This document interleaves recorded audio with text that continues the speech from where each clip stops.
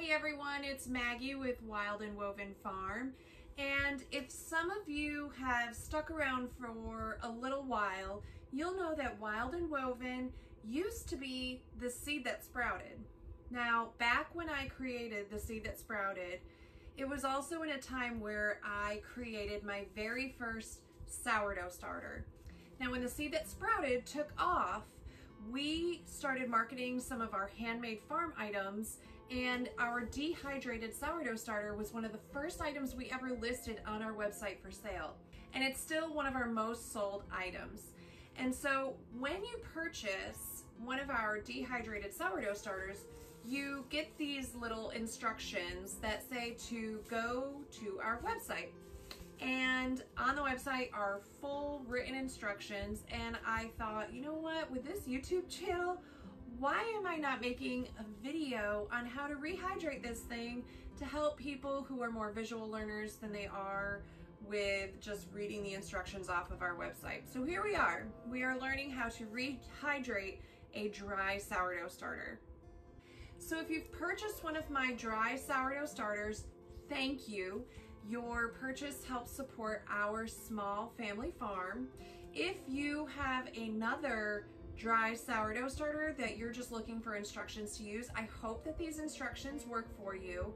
And if you don't have one already, I will link it below in the description on where you can purchase a dry sourdough starter that is already aged, and it will just take a couple of days to get rehydrated and ready to use, like a sourdough starter that's been sitting in your kitchen for years. So some of the supplies that you're going to need are an empty jar. It can be a mason jar, it can be a wax jar, it can be any kind of container. I prefer to use glass over plastic or stainless steel.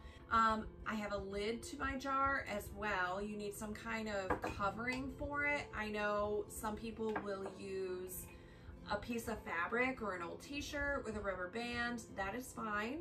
Now, to actually rehydrate my starter, I have my empty jar and my water. So we're gonna go ahead and rehydrate the sourdough starter.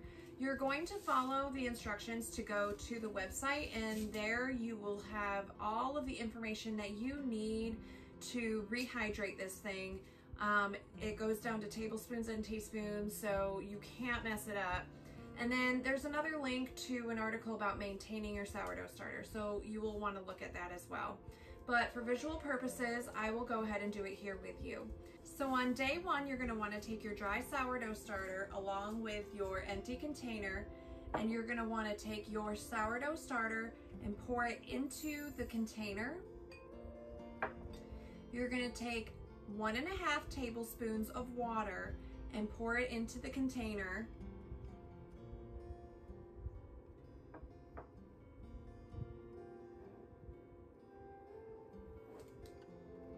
And then you're just gonna let it sit here for a few minutes while it soaks up the water.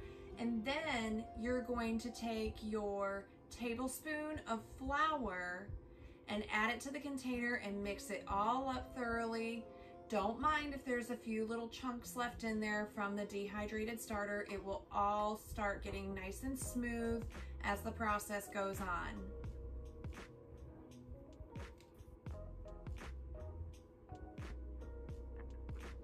And it's as simple as that. You're gonna let that sit on your counter until tomorrow for day 2's instruction. Day 2 and day 3 will look the same. You will go ahead and add 1 tablespoon of flour and 2 teaspoons of water to your jar of sourdough starter. You will mix it thoroughly, scraping down the sides and the bottom of the jar so that there's no clumps of flour left in the starter.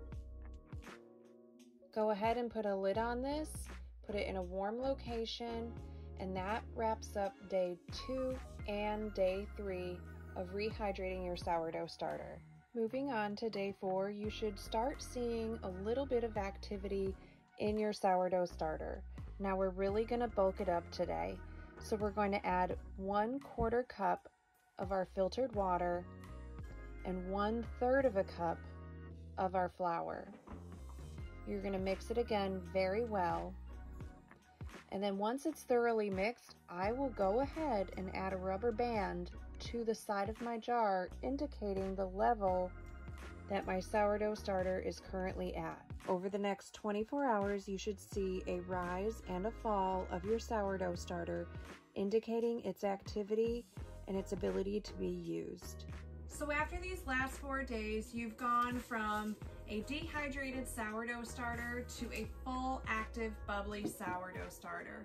You are ready to bake with it, and if you go onto the website, TheSeedThatSPROUTED.com, you will see articles on how to maintain your sourdough starter, and there's even some information about how to get to our social media page, and then even some recipes there on the website where I share both recipes, tips, tricks on both the website and social media. So follow us along there. All the links are in the description below for anything that we've used today.